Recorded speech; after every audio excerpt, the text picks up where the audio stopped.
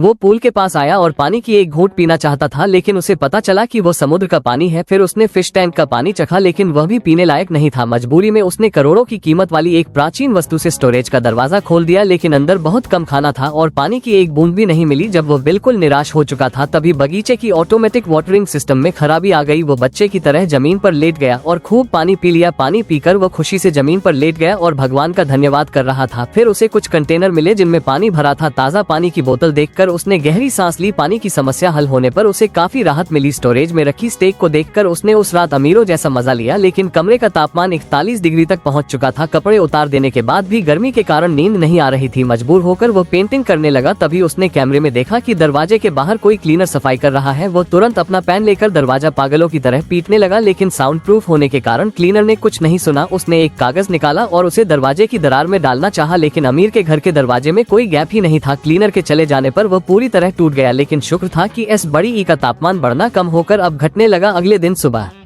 कमरे का तापमान आरामदायक हो गया। धूप में बैठकर उसने नाश्ता किया और खुद को अमीर की भूमिका में पूरी तरह ढाल लिया। जब वो बोर होता तो अमीरों की कला पर हाथ आजमाता। कला को समझते हुए उसने फिर से रचना करना शुरू किया और जल्दी ही उसने दीवारों पर अपनी कला बनानी शुरू कर दी। तभी उसे एहसास हुआ कि एस बड़ी ई का तापमान बहुत जल्दी गिर रहा है। अगर वह बाहर नहीं निकला तो ठंड से मर सकता है। तभी उसे एक उम्मीद की किरण दिखी। उसने बिना झिझक 100 करोड़ का महंगा फूलदान तोड़ डाला। उसमें से 2 एक जैसे ग्लास उठाए, उन्हें कपड़े में लपेटा और टेप से बांधकर एक जोड़ी चश्मा बनाया। फिर वो फर्नीचर से बने सीढ़ियों पर चढ़ गया और छत की ओर से निकलने वाले वेंटिलेशन डक्ट को खोलने लगा। वो 15 दिनों से इस मेंशन में फंसा था। एस बड़ी ई खराब होने से कमरा एक फ्रीजर बन चुका था। बाहर निकलने का एकमात्र रास्ता छत में लगा वेंटिलेशन डक्ट था, लेकिन उस पर सुरक्षात्मक कांच और सीमेंट लगा था। जैसे ही उसने सीमेंट हटाया उसे एक स्क्रू दिखाई दिया। इससे वह बहुत निराश हुआ, लेकिन उसने हार नहीं मानी। जब सारा सीमेंट हटा दिया तो 12 स्क्रू देखकर उसका मन टूट गया। कमरे का ये वो कोई ऐसा औजार नहीं खोज पाया जिससे स्क्रू खुल सके। ऊपर से एस बड़ी ई की ठंड बढ़ती जा रही थी। गर्म रहने के लिए वो मास्टर की क्लोक रूम में गया, जहां उसे एक सीक्रेट पैसेज मिला। वह धीरे धीरे उस संकरे रास्ते से गुजरा और वहां उसे सिर्फ एक सेल्फ पोर्ट्रेट मिला। उसी अनमोल पेंटिंग को चुराने वो इस घर में घुसा था और उसकी लापरवाही ने उसे इस हाल में पहुंचा दिया। निराश होकर वह सो गया। सपने में उसने देखा कि दरवाजा खुला है और सूरज की गर्म रोशनी अंदर आ रही है और मास्टर उसे अपनी आर्ट एग्जीबिशन में बुला रहा है, लेकिन हकीकत बहुत कठोर थी। खाने के बिना वो फिश टैंक की मछलियों को भूलने लगा। उसने जाल से एक मछली पकड़ी, चाकू से काटकर मीट बॉल जैसी गोलियां बनाई। स्वाद भले ही खराब था, लेकिन जीने के लिए उसे खाना पड़ा। खाना खाकर उसने फिर से भागने की योजना बनाई। लकड़ी पर उसने खांचा काटा और हैंडल बनाने की कोशिश की, लेकिन जरा सा जोर देने पर लकड़ी टूट जाती थी। फिर भी उसने हार नहीं मानी। अनगिनत कोशिशों के बाद उसने पहला स्क्रू खोल दिया। उस छोटे से विजय ने उसे फिर